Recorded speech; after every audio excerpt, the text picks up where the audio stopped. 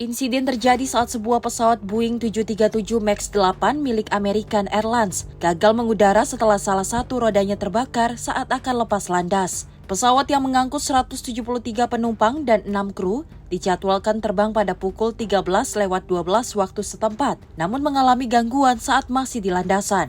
Diduga api muncul akibat kombinasi ban yang pecah dan penurunan kecepatan ketika mengerem.